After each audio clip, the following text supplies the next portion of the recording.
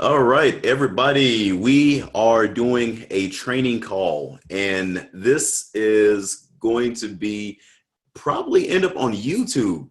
So it's going to be a free training that I give to my YouTube subscribers. And I'm also doing this with my students today. We're going to talk about how to run comps on properties using free methods. And it's best, you guys, when you're running comps to get access to the MLS. The MLS allows you access so that you can 100% know how much properties are worth. But if you don't have access to the MLS, you definitely want to make sure that you're not keeping that fact from allowing you to get good comparable values on your properties. Okay, so we're just going to go through a few different properties and practice that. Okay, so anyways, when we're talking about, and let me pull up my whiteboard. When we're talking about pulling up properties, you guys, and can everybody see my whiteboard? Let me know yes or no. Yes, I can see it. Okay, great. So when we're talking about getting values on properties, how many of you guys on the call feel confident getting values on properties? Yeah, I'm pretty comfortable, but I'd like to see how you do it. You know, like when I was with the last coach, I just want to kind of compare the two methods, see which one works best for me. Got it. And how did your last coach tell you to do the valuations on properties, Steve? It was basically the to come up with the ARV, right? Yeah, to come up with the ARV, which is the after repair value. You guys Right. don't know. Using either the 65% for rougher neighborhoods, which is where we were working pretty much, and the 70%. I'm trying to remember it. Forgive me. 70% times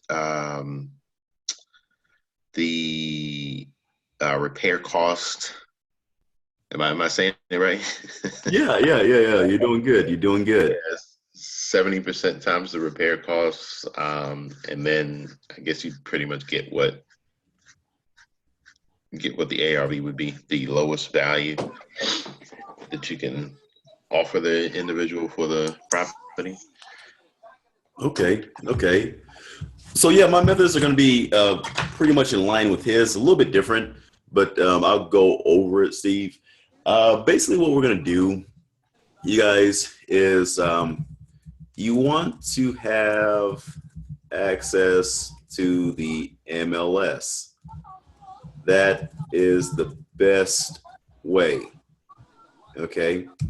Now, if you don't have access to the MLS, like 95% of everybody else, and you can't get a realtor to give you a what's called a CMA, a comparative market analysis, then you want to do it yourself. So you can use the free methods online. So you can use tools like Zillow, Redfin, Trulia, Realtor.com, amongst other things. Okay, Chase Mortgage, Calculator.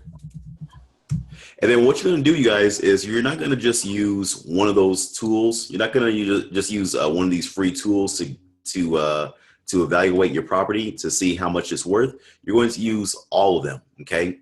And then what you're going to do is you're going to be able to average the estimate values that you get from each one of these tools, and then it's going to help you to figure out, okay, this is probably what this property is worth. So I can take 70% of the value of this minus estimated repairs minus my my assignment fee, and then I'll have my maximum acceptable offer. Okay, your maximum acceptable offer, you guys, is what the maximum value is that you can offer to a seller for his or her property. Okay. And I'm going to say 2A. Okay. Now you'll use Matter of fact, let me go ahead and type it out. So typically you're going to do 70% of ARV minus estimated repairs minus assignment fee, okay? And then that's going to equal your MAO, which is your maximum acceptable offer, okay?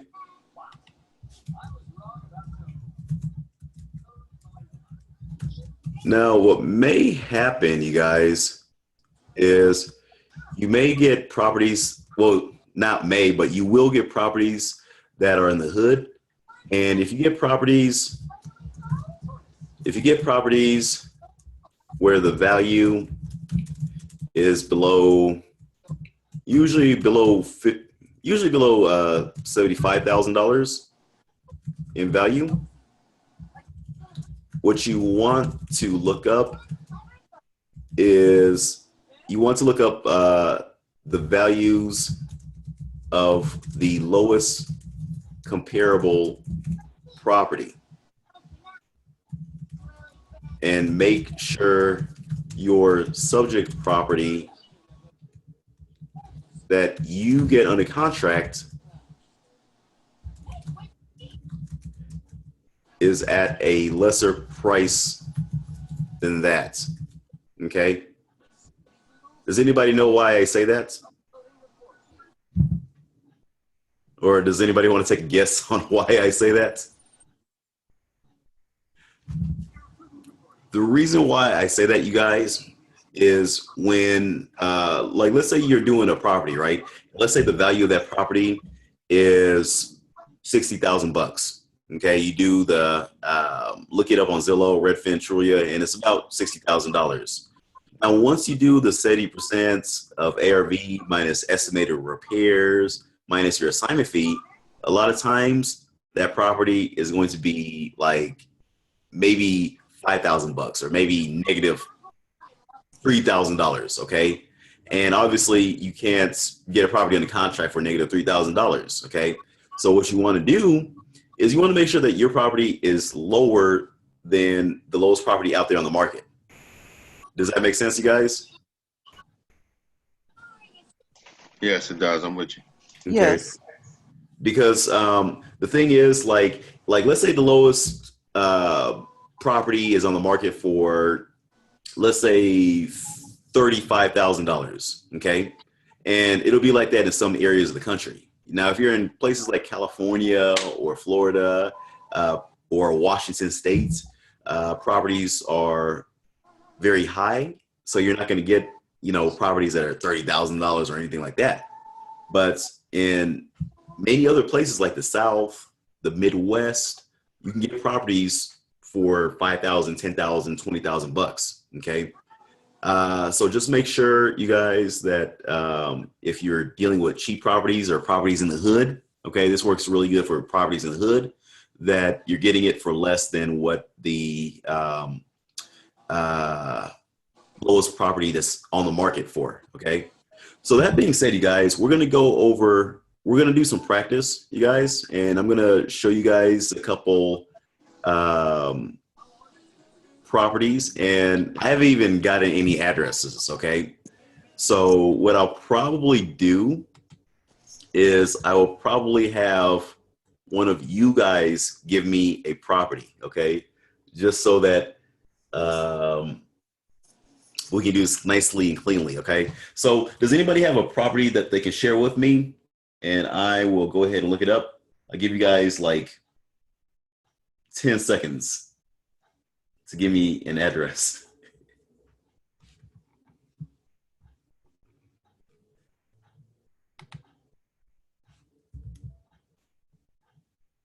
And for the sake of time, since I'm getting a lot of silence on here, I'm going to go ahead and look up a property. But you guys go ahead and unmute yourselves.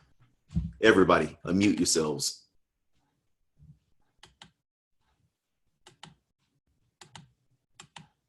And I'm going to sit here and look at you guys uncomfortably while you guys unmute yourselves. Okay. So Is everybody cool? Give me an address, you guys. Matter of fact, I got Praying and Steve who are unmuted. Go ahead and get an address, and we're going to look that up, okay? So I'm going to look up the first address, and then you guys will give me the second and the third address. Is that cool? Okay, yeah, I'm looking one up now. Yeah. All right, cool. And, Hold on a second. you bring. Okay, give me a second. I have one now for you. All right, sweet. Hit me up. 3919 Rokeby Road. It's spelled Rokeby Road, Baltimore, Maryland. Okay, sweet, sweet. All right. And Mrs. Praying, I put you on the spot. Do you have an address yet?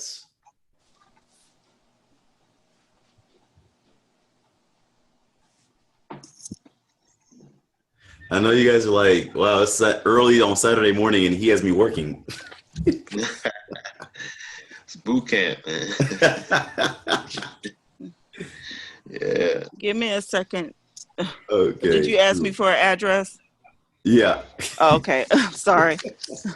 You're good. You're good.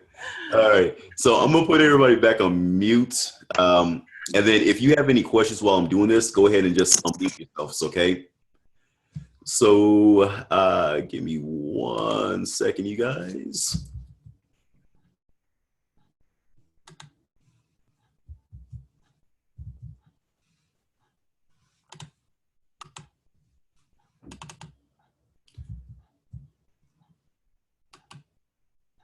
Okay, can everybody see my website browser?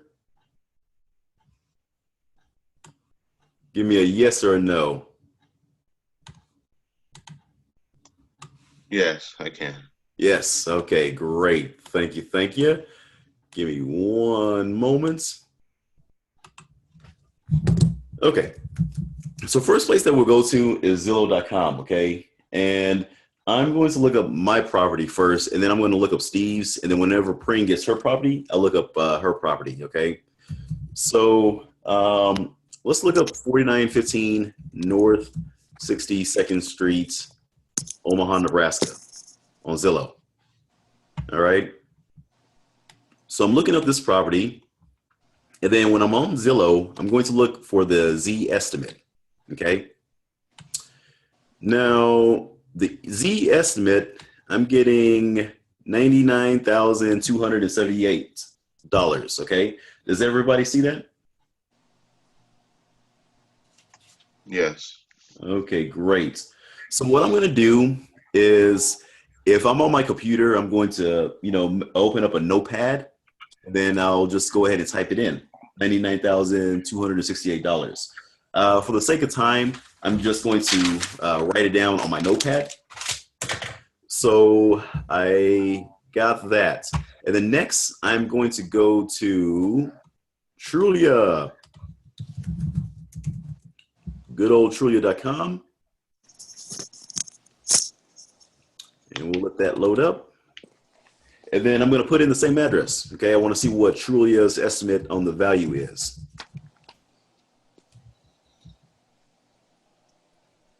So we'll let Trulia do its thing. And then the value I'm getting on Trulia is $89,000, $121. Okay, everybody seeing that? Yes. Yeah, I got you. Great. It's right here where I'm highlighting it.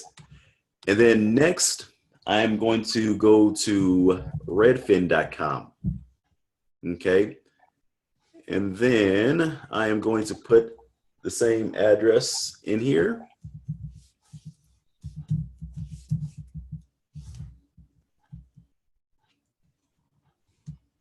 Okay. And I get $108,000. Do you round it off, Daniel? What's that? Do you round it, or you just? You can, Steve. That's a good question. You can, but I don't. I just take it exactly as it is, and then I'll just average it out. Okay.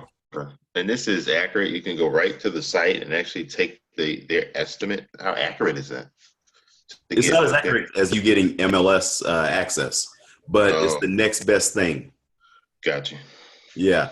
And the reason why you're taking multiple values from these free sites is because the more values you get, the more data you get, Steve, the more online you can get an actual accurate value, if that makes sense. Got you. Oh, yeah, it does. Appreciate it. Yeah, no problem. And then we'll go to realtor.com. Realtor.com. And we'll put in the same address. Because what happens, Steve, is a lot of people, they'll just go to Zillow. Okay, like Zillow is everybody's favorite to do, favorite free website to use. Right. Okay. And what sites did your guy tell you to use back in the day? It was wow, what was one of the sites we used? We went to they were paid sites. We were trying to get some access to MLS, like you were saying, but that was difficult at best to get, relationships with realtors to get them to give that to you. Mm-hmm. But yeah, there were paid sites that we were going to. Okay. Do you remember what the paid sites were? No, not offhand, but if I do, I'll let you know. Okay, got it. And there's some paid sites that you can go to. Even with the paid sites, unless they have direct access to the MLS, The same they're thing. going to be as good as the free sites that you're using. Oh, okay, got you. So that's just the biggest thing. So unless they actually have direct access to MLS, you get what you get. Right. So the Freedom Soft thing is not good because he did introduce that as well. Like when they automatically come up with it, Freedom Soft. Freedom Soft gets their values from Zillow and another tool, I believe. So would you recommend that or no? No, because it's free. so the thing is, like the values that you're going to get from these free sites are going to be the values that you're going to get from Freedom Soft.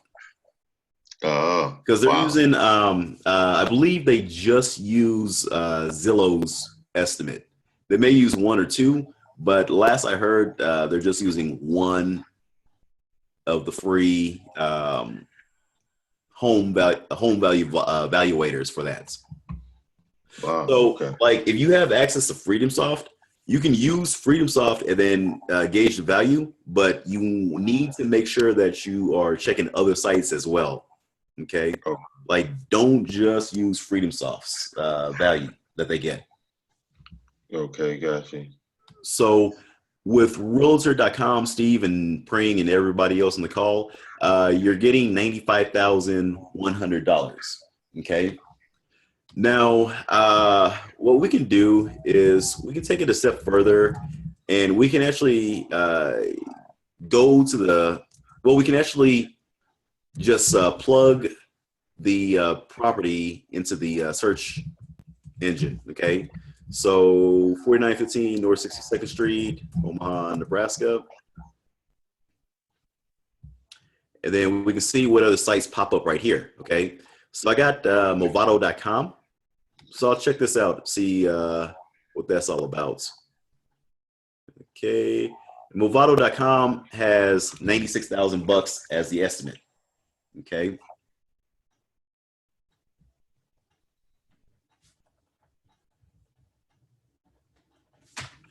Then I'll go back. And then let's see, TruliaRealtor.com. We'll check for sale by owner. See what that says. So right now I have like 5 values. All right. Okay, this looks stupid. So we'll get out of there. And then we're going to do Chase. I can't spell this morning. Chase Home Value Finder. Okay.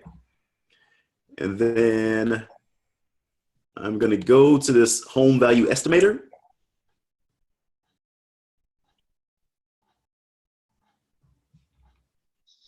I'm going to wait for it to load up, and then I'm going to plug in the address.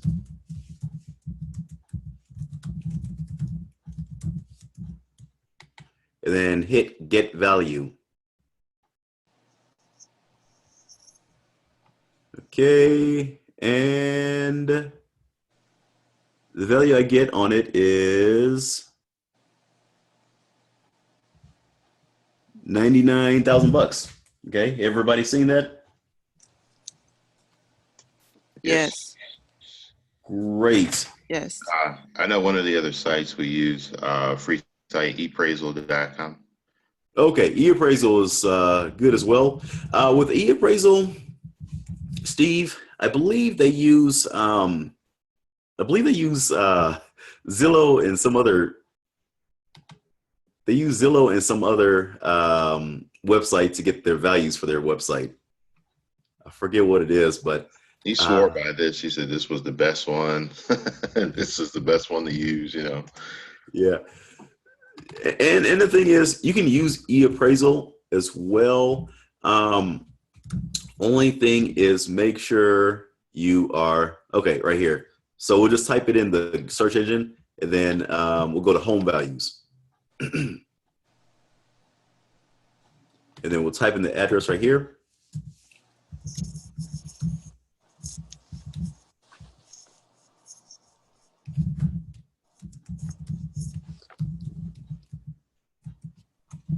And then we'll click submit. And then, so see right here, it's going to give us their value. So they say it's $109,400, and then they're going to give us Zillow's value, and it just disappeared from me.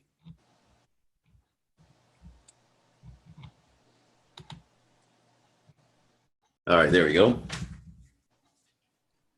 So we'll type in e-appraisal's value, which is $109,400. Okay. All right. So right there, you guys, I have 1, 2, 3, 4, 5, 6, 7. I got 7 values, and honestly, I did overkill on that. So I'm going to go ahead and stop right there. So I'm going to go to the whiteboard, and give me 1 second. And let's go ahead and clear this out. And I'm going to type in the values that I got for each of these properties, okay? So on Zillow, I got 99,268. On Trulia, I got 89,121. On Redfin, I got 108,236. On Realtor.com, I got 95,100. On Movoda, I got 96,000. On Chase, I got 99,000. And on Steve's favorite, e-appraisal, I got 109,400. Okay. And so what you want to do is once you get these values, you guys, what you want to do is you want to remove values that are way high or way lower than all the other values. Okay. Now, if you get values which are more than 10 or 15% higher or lower than what most of the numbers are, then what you want to do is you want to remove those values. Okay. Because they're not going to they're going to give you a bad estimate. Okay. So all these numbers are within 10-15% of each other. But if, let's say, we got a value where it was, let's say, $180,000, right? So if we went to some site and it said that our house is worth $180,000, that number does not agree, or it's not in the same range as the rest of these numbers. All the rest of these numbers are somewhat in the same ballpark, okay? But because this number is way high, I'm just going to delete it, okay? I'm not even going to count that property in my estimate, okay? Let's say I go to site B and let's say it's way under, okay? Let's say it's like $56,000, okay? that value does not fall in line with the rest of these values. Okay, it's way out, and it's below the 10-15% mark. Okay, so I'm just gonna delete it and not use it. Does that make sense, everybody? Yes. Yeah, it does. I was wondering about that. Yeah, because I mean, you'll get that. Okay, so with this property, we lucked out and we didn't get that, but you will get that. All right. So I mean, just by doing these numbers, you guys, like if I'm talking to somebody on the phone, I can pretty much just look at these numbers and say, okay, well, the property value is going to be somewhat in the mid 90s. Okay, it's probably going to be about 96,000 bucks on for the estimate. Okay, but we'll go ahead for kicks and giggles. We'll go ahead and just type in the numbers, and then we will average that out. Okay, so we are going to do 99,268 bucks plus 89,121 plus 108,236 plus 95,100 plus 96,000 plus 99,000 plus 109,400. Okay, we got 1, 2, 3, 4, 5, 6, 7 values. So we're going to divide that by 7. And then our estimate is going to be $99,446. Okay. At this point, I'm just going to write down 99,446 bucks is my ARV, my after repair value. Does everybody get that? Yes. Or not? Yes, I get that. Okay, got it. So my ARV is $99,446. All right. Now, using the method, so the method, you guys, is typically for most parts of the country is going to be 70% of ARV minus estimated repairs. And let me make this box wider. Minus assignment fee is going to equal your MAO. Okay. So let's go ahead and we're going to put down 70% of $99,446. And somebody go ahead and do that math for me. Tell me what that is.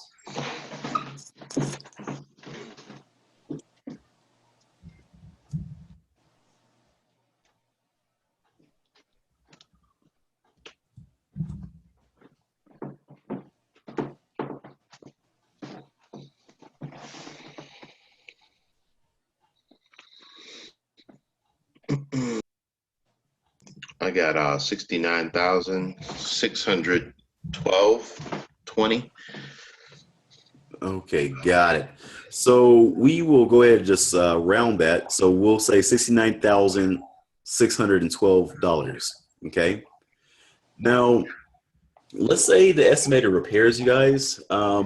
With estimated repairs, you guys, we're going to use $10 times the square foot of the property. If the property is in good condition, we're going to use $15 times the square footage of the property. If it's in moderate condition, and we're going to use $20 times the square footage if the property is in a little bit worse condition. Okay. Now, if the property is like a total burnout or is falling apart, then we'll go higher. We may say, okay, $30 to $50 times the square footage. Let's say that property is 1,000 square feet. Okay. So, and let's say that when we're talking to the seller on the phone, they say, oh yeah, it needs a new roof and new carpets. It hasn't been updated in about 20 years. Okay, so let's go ahead and use that moderate repair number. Okay, so let's go ahead and use $15. Okay, and even this amount, it may be a bit low, but It is what it is. We'll just keep it. Okay. So we'll say $15,000 for the repairs. Okay. At that point, you guys, we're going to be at 80% of ARV, which is 69,000.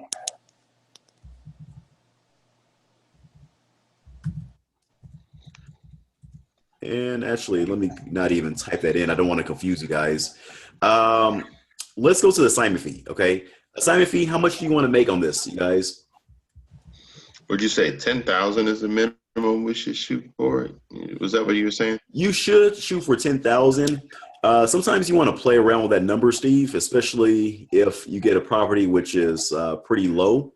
So you may say, okay, 5 to 10,000 bucks. Okay, on a property like this, since it's a little bit lower. Okay, so you just see where the numbers fall at. All right.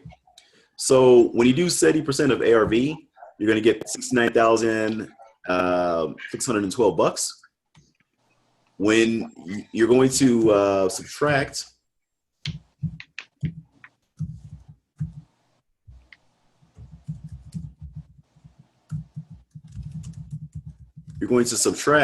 $15,000 estimated repairs, and we'll go for $10,000 for assignment fee. Okay, and then the number you're going to get left off with is let me break out my calculator.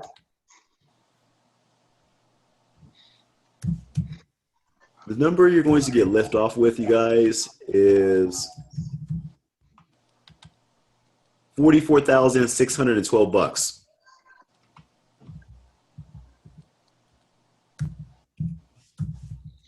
And that's going to be your MAO, or your maximum acceptable offer.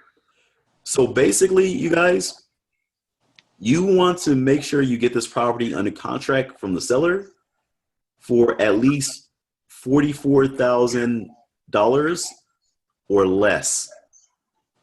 Does everybody see how I got that? Yeah, I do. Okay. Now, you're not gonna just go ahead and blurt out the number to the seller and say, "Hey, Mr. Seller, I'll give you $44,000 for the property." You want to ask them what is the lowest amount they'll take for the property first, okay? Because you don't know. The person may say, "I'll take $35,000."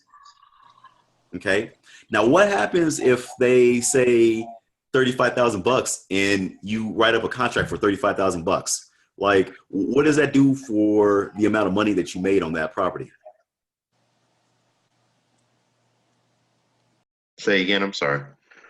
So if your seller says that they'll give you $35,000 for the property,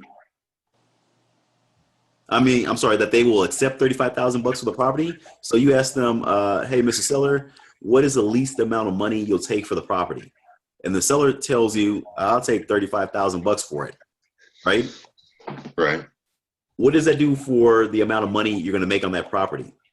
It raises it, right? Increases. Yeah. It increases it. Thank you. It increases it. So on that, if you accept it for $35,000, that's $9,000 under what you needed it at. Okay. Right. So instead of you making $10,000 on that property, you're making $19,000 on that property for your assignment fee. Mm-hmm. Nice. Does that make sense, everybody? Yes. So basically, the lower you can get the person to accept the property for underneath this value, the more money you're going to make. Okay. And then what you're going to do with this property is, once you get it under contract, you guys, and you are listing it to a cash buyer, you're going to list it at in this point, Steve, will round it up. So you're going to list it for $55,000. Okay. So when you go to cash buyers and you are advertising this, you're going to say, "Hey, I got this great sweet deal." Okay. It's worth $99,446 ARV. Your price, only $55,000. Okay. And then you may say something like, it needs a little bit of work, this and that, whatever. You're going to give the good benefits and the points about the property. But, you know, anybody that's seen this number, I mean, that's a pretty good deal, isn't it? Yeah, it would be. It gives you some leeway to work with too, right? Yeah, it gives you some leeway to work with, you know? And so that's what you do. That's like the basic nuts and bolts of what you do, okay? So any questions on any of that, you guys? Okay, so you got your listing price basically from subtracting the MAO from the ARV. Yes. So I got the listing price to the buyer by actually adding the assignment fee on top of it. Okay. So the MAO on this print was the $44,612, right? And so since my assignment fee, and I'm sorry, you guys, I messed up right here where it says assignment fee. So I apologize if I confused you. The assignment fee is $10,000. Okay, it's not $44,612. Okay, yeah. Yeah, let me actually give me 1 second. And sorry, you guys, I can't erase 1 point without erasing everything. Okay, but the assignment fee is $10,000, and then the MAO is $44,612. So what I did with this is I took the $44,612, which was the MAO, and then I added the assignment fee, which was $10,000 to it, and then I came up with the $55,000. Okay. And then that's what I list the price to buyers for. Okay. Mm-hmm. So great question, Pring, and I apologize for the confusion. Oh, no problem. Thank you for clarifying. Oh yeah, you're welcome. You're welcome.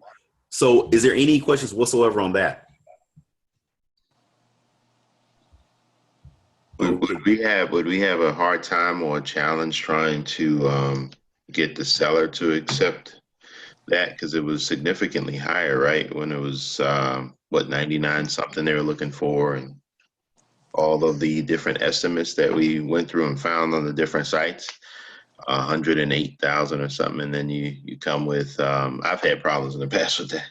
You come with this low ball value as the lowest they accept. They say they're only gonna do 90,000. They put a lot of work into this house, and this belonged to their grandmother, and they come up with this whole story as to why they're not going to accept. If you say, well, the only thing I can offer you is say, 43,000 or 42,000 or something like that. You try to hit them lower than that. How do you kind of combat that? Great question, Steve. So a couple things, you guys, is keep in mind, you guys, that you're gonna have to talk to literally 25 to 30 motivated sellers before you actually get a property under contract, typically.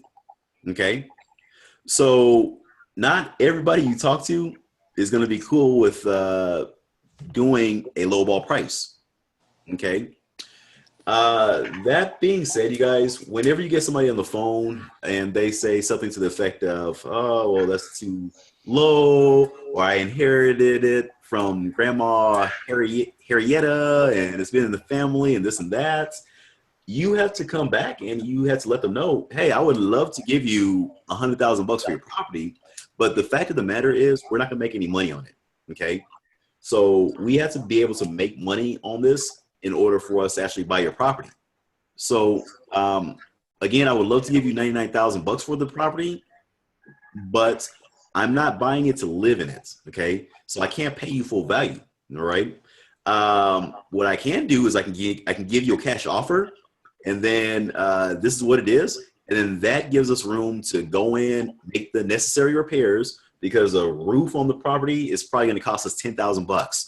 Us getting it in good shape on the inside, if it needs a new paint job, new flooring, carpets, if it needs some foundation work, if it needs new windows cost $500 a pop. that can literally push us to the $20,000-$30,000 range. Okay, so can you see how that adds up? Now, one other solution that you may want to try is you may want to try listing it with a realtor. Okay, a realtor is going to ask you and demand that they make at least 6% commission on the property, and then once the realtor pushes it to the public, which people may come out of the woodwork to try to buy it, or they may not. They're going to ask you for concessions. Okay, do you know what a concession is, Steve? Let me see. And pretend like you're a seller, Steve. So you're not Steve the home flipper. You're Steve the seller. Right, concession. No, it actually sounds like something that I would get in a hotel or something like that. Some sort of. No, I don't know. What is that?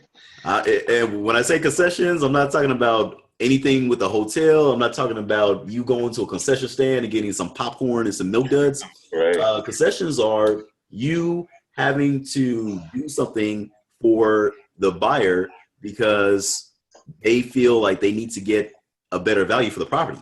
So what happens is when you list a property, a lot of times the buyer may state, okay, well, I'll buy the property, but I need this done to it, that done to it, this done to it.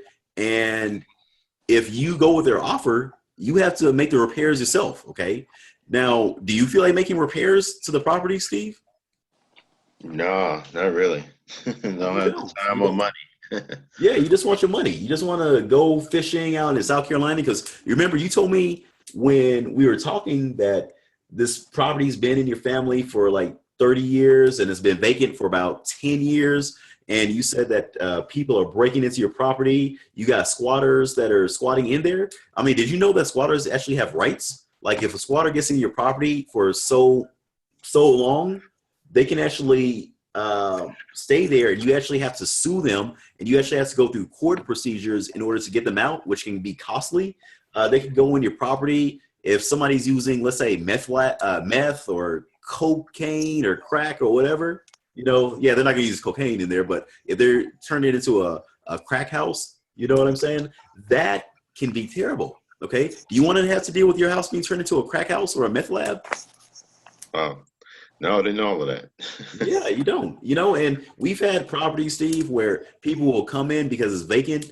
They'll put graffiti on the outside or the inside. People go in there, have wild, crazy, nasty sex parties up in there. You know, people will go in there and they'll steal the AC units, and all that stuff costs you money. Okay, and then what happens to add insult to injury is if your property becomes more deteriorated. I've seen in some cases, Steve, where the city will come by and they'll fine you $200-300 a day until you get the property in proper condition. Okay, because they don't want a blight in the community or a blight in the neighborhood. Okay, because once the neighbors start to complain, that's when the city comes in. Okay, and so the thing is, you need to get your property, and I'm just being real with you, Steve.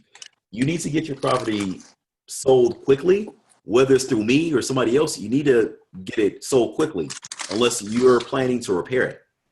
Does that make sense, Steve? Yeah, it does. It probably would take a little time and experience to remember all of that on the fly as you're making it up, right?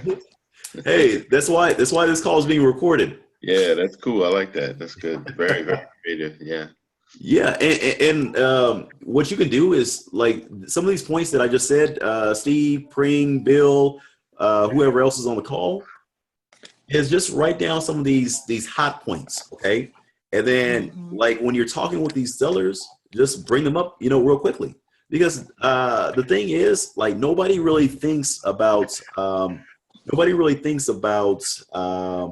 the costs or what happens if they don't sell the property. And so it's up to you to let them know, hey, this is the reality and this is what could happen. Okay. You need to be like a doctor and diagnose their condition. So if you are a doctor and your patient comes in and let's say they have cancer, okay, and they need surgery to remove a tumor from their neck, okay. You're not going to come in and just say, and the person is saying to you, okay, well, yeah, doctor, I don't want to have surgery. It hurts. It's going to be inconvenient to me. No, you go in and you say, hey, you need to get that tumor removed from your neck. Otherwise, you're going to die. Okay. If you're kind of hood, you finna die if you don't get this done. And you just have to be real with them. Okay. And you're being real with the seller. Okay. And at that point, the seller may or may not agree to the price. Okay. Or maybe they come somewhat in the ballpark. Maybe they say, okay, well, I can't accept whatever that other number was. I can't accept, what was our offer amount, you guys? It was 44,000. Okay. 612. Okay. So let's say they say I can't accept 44,612 for it, but I can take 50,000 or 55,000. Okay. So what I would do at that point, you guys, is I would go ahead and tentatively lock and verbally lock it up at that price with them over the phone. And then I am going to shoot on down to their property, with that, $55,000 number. And then once you're doing the walkthrough of the property, you're going to start saying, okay, well, I see you need a new roof. That's going to cost about $12,000. I see this, that issue, X, Y, and Z. Shaving off. Mm-hmm. Yeah, you start shaving off, like Steve just said. Right. Because it's easy for you to shave off once you're face to face with them. Okay.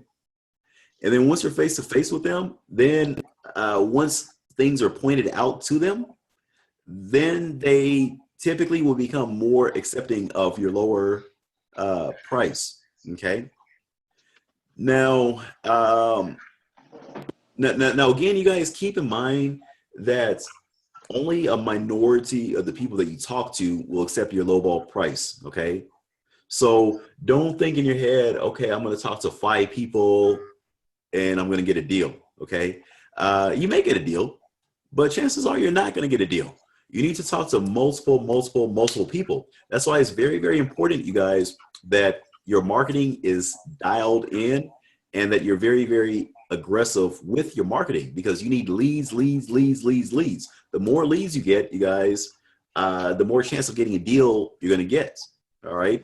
So if you're getting, let's say 30 or 40 leads a week, which is great for most people, that's 1 to possibly 2 properties that you're going to lock up on a contract per week. Okay. But if you're the person that's only getting 4 leads a week, it may take you 2 months to get a deal on a contract, just because of the numbers. Okay. Mm-hmm. So make sure you're very, very aggressive with your marketing. Okay. And we'll talk about that on a future Q&A call, you guys, but be very, very aggressive with the marketing. Okay. So for the sake of time, you guys, Bill, actually, you know what? Let's use your property, Bill. So I'm sorry, Steve. I'm calling Steve Bill. Give me 1 second, you guys. Okay, let's go. Can you see my my website screen? Yes. Yes. Yes. Okay, great. So we're gonna take Steve's property, and he said 3919 Rakebe Road, Baltimore. Okay, nice looking home, currently for sale, 86,900. So what we're gonna do on this method right here, you guys, is we're gonna look to see what the like let's pretend like this property was a cheap property. Okay, so I want to see what the lowest price property sold for, and then we're going to want to get it under contract for less than that. Okay, so let's go ahead and close this window out, and then we're gonna zoom in a little bit on here. We're gonna zoom in on Rokeby Road. Okay, and we'll zoom out a little bit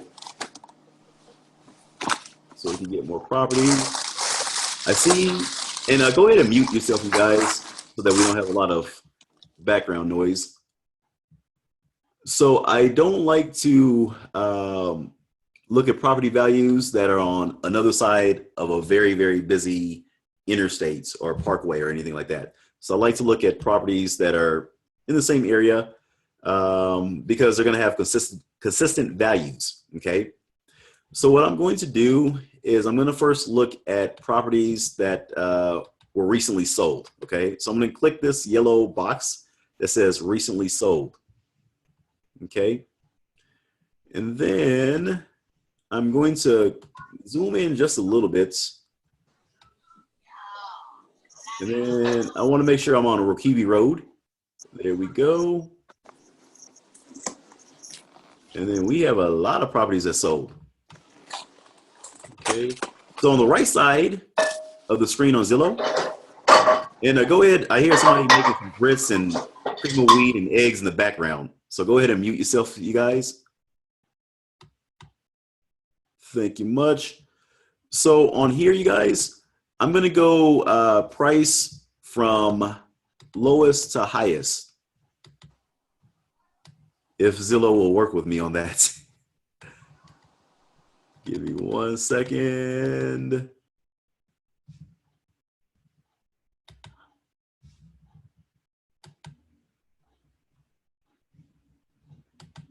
And my Zillow is tripping on me. Okay, cheapest. We're gonna go to cheapest. Okay, so let's see, cheapest $9.99, $1,500.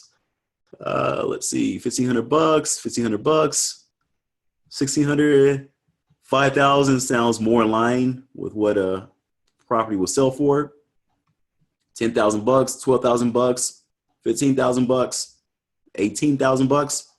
Okay, so basically, let's say this property was really, really cheap, and let's say this property maybe was in the hood.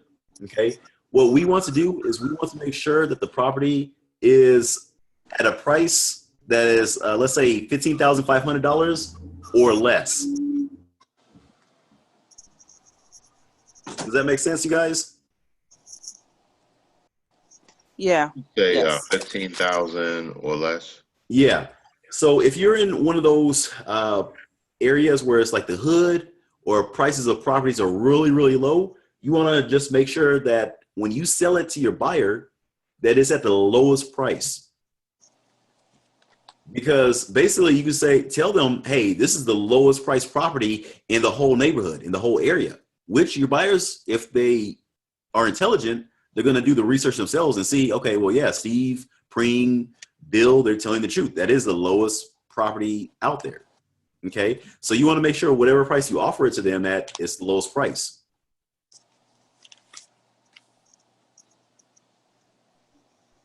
So I have time for one question before I have to end the call.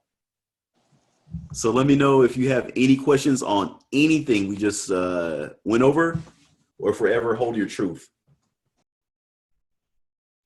So would you recommend going forward with this, with the property that I selected there, being that it looks like it might be for sale with an agent, right? Look like it might be. It may be for sale by an agent. It may be for sale by owner. So I got to go back in and look at it. Would you suggest calling these people and making an offer straight from Zillow if you found any properties that you thought that were good to work with, and try negotiating from there, even after you found the ARV or the lowest offer that you would use, MAO? Yeah, it couldn't hurt. You know, it couldn't hurt because what you would do is look at the Z estimate and like just get all the values of the property, right? So we see that it's 96,792, and then if you look at all the other values, Steve, it may be, it's probably going to be worth about 90,000, 95,000, right? So you may have need for it to be at $50,000. Okay. Now the only thing is, you know, yeah, if it's listed with an agent, and I see that there's open houses being done, you may not get it for that price. Okay. Right. But it is what it is. Okay. So like you can make an offer, but don't expect that offer to be accepted. Okay. Right. This is already below this estimate anyhow. So you said the chances still are slim that you'd get it lower than that, right? Yeah, the chances are pretty low that you're going to get that accepted. All right. Make sense, you guys? Yes, sir. All right, Yes. great. All right, so thank you guys for joining on board. If you guys are watching this on YouTube, make sure you check out houseflippingdojo.com for a free training. So peace and God bless you guys. Thanks, Daniel. All right. Thank you. You're welcome.